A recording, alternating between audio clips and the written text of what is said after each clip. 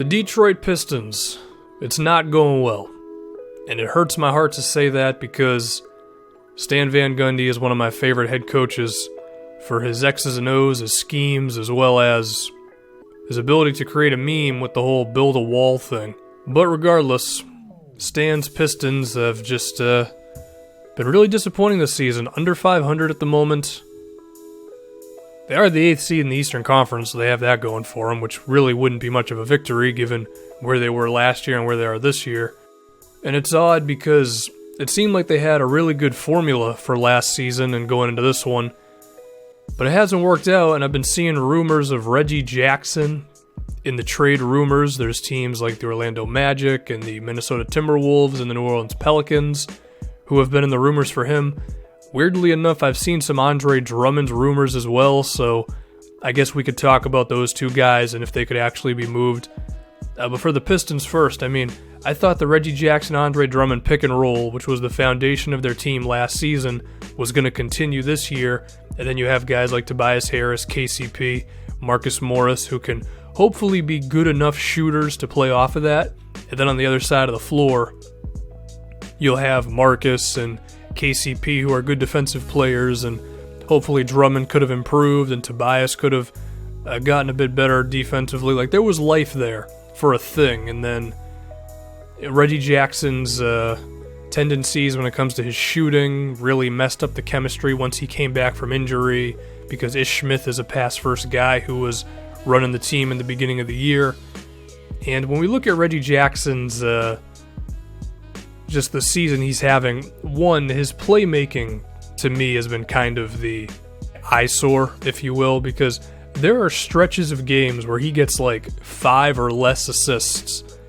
Now there are some when he gets like double digits, so I think Reggie's definitely a capable playmaker. It's just like he's not very consistent with it.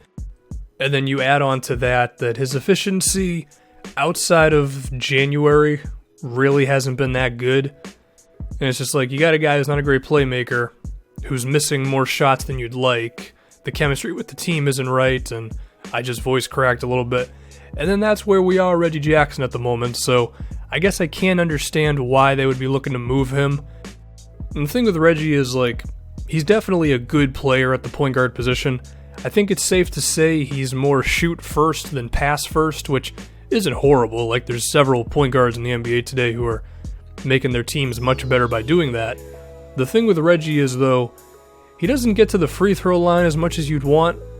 Like, even last season, which was probably his best year, he only shot 4 free throws a game. That's really not attacking the basket enough. Now, Steph Curry shoots about that many free throws a game too, but he's also Steph Curry when it comes to his outside shooting, where Reggie Jackson is slightly above average when it comes to his threes. So I think for Reggie, for him to really take the next step, it's going to have to be either he becomes great from 3 or he gets to the line more often. We'll see which one it is, if it happens. But also, for someone who shoots the ball as much as he does, his efficiency is kind of not good.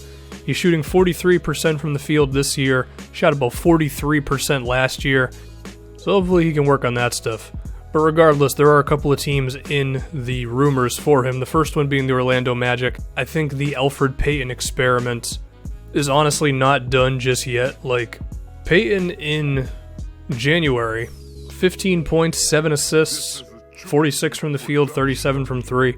I just think ever since his rookie season, he's been moved around so much with the Magic in terms of, like, the year Scott Skiles was there, Oladipo had the ball all the time, and Payton was moving off ball, which is not his game because he can't shoot.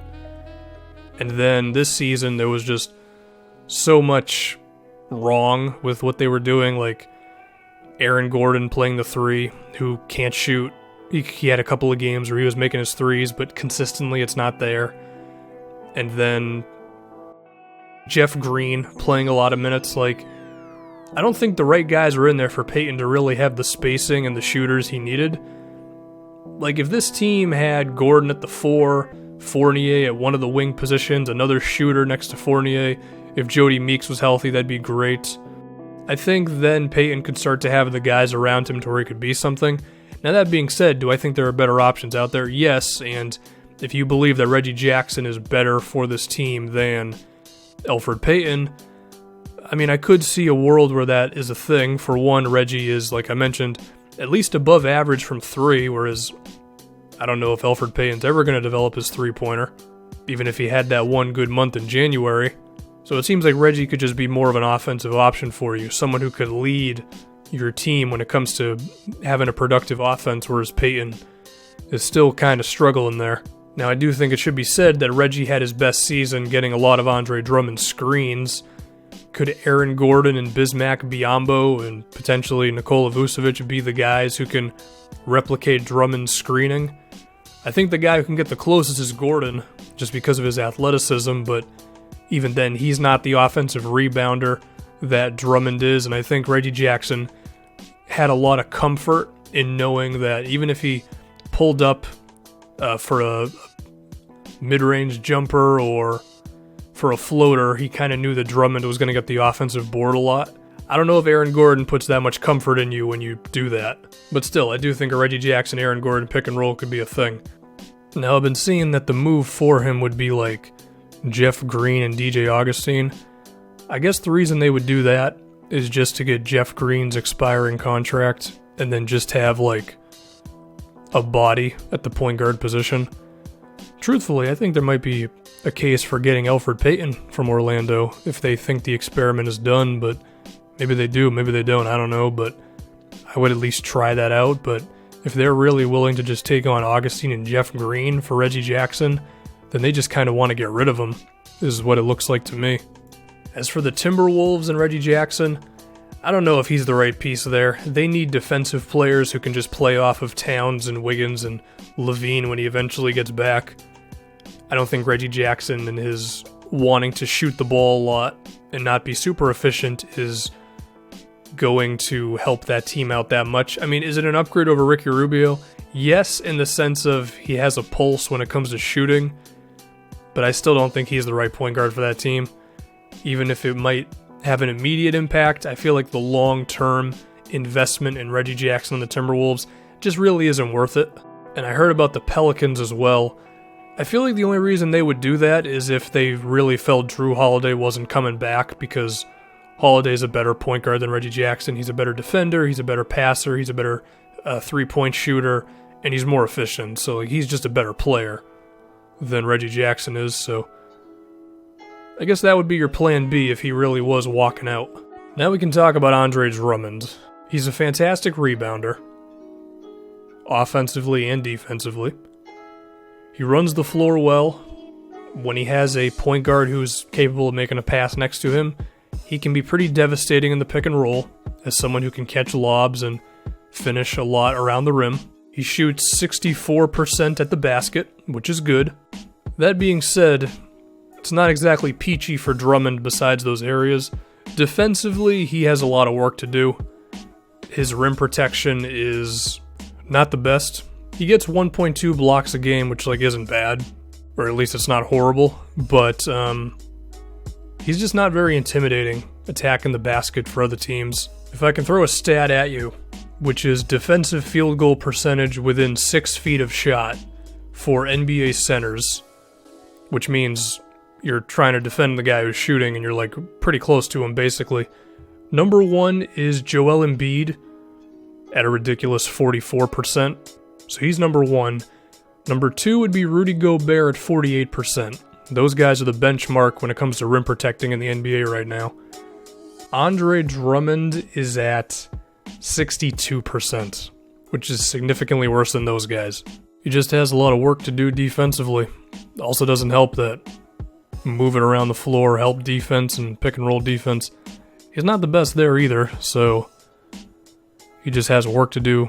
And then on offense, he finishes well at the rim, which is good. His offensive rebounding is very good. It would be nice if he could be more respectable from the free throw line, as well as potentially develop a mid-range jumper. But really, I'm harping on the defense more than anything, because if he never develops offensively, but is an awesome rebounder and defender, I'm good with that. Should they trade him? No. He's 23 years old, he's on a 5-year deal, he's pretty athletic as a big man. Even if he hasn't hit the ceiling just yet, you have to hold on to him because his potential is too damn high.